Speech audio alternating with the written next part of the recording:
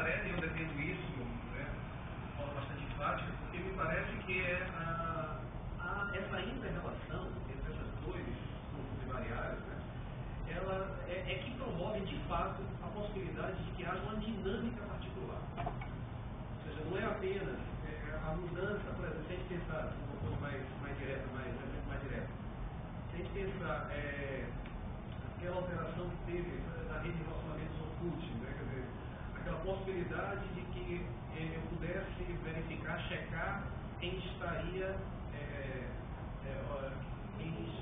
cursando, né, o meu perfil.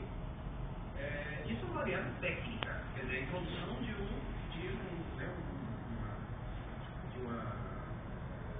um procedimento que tem a ver com o procedimento técnico. Isso promoveu alteração na dinâmica particular dentro das trocas sociais efetivadas dentro do ambiente do Orkut? Certeza que sim. Eu mesmo mudei a minha forma de agir em função disso. Né? Eu fiquei mais atento, tive certos cuidados, né, na minha maneira de bisbilhotar, né, na vida alheia. Mas isso é apenas, o enfoque é apenas em cima da variável técnica? Claro que não. Porque se houve essa mudança, possivelmente houve uma demanda social. Né? Possivelmente as pessoas solicitaram isso, né? Talvez não de maneira direta, mas em função de talvez de determinados problemas. Né? Ou seja, há várias formas de você fazer a sua reivindicação, digamos, social, né? Ou pelo menos o seu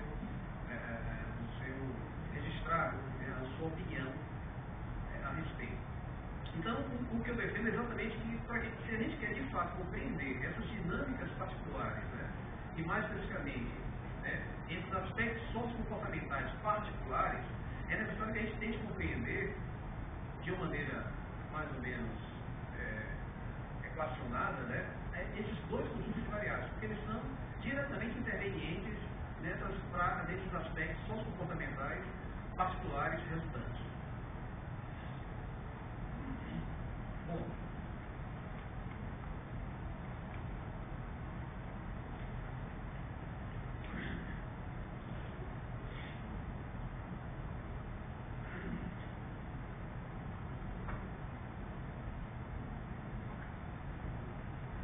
Bom, e aqui eu vou rapidamente, né, um conceito para que sirva de referência para a gente. Como eu falei, eu não vou explorar a ideia de mídia vocativa no sentido conceitual, teórico conceitual, né, mas eu vou trazer apenas um tipo de referência, um conceito do André Lemos, que dá conta, né, é bastante funcional aqui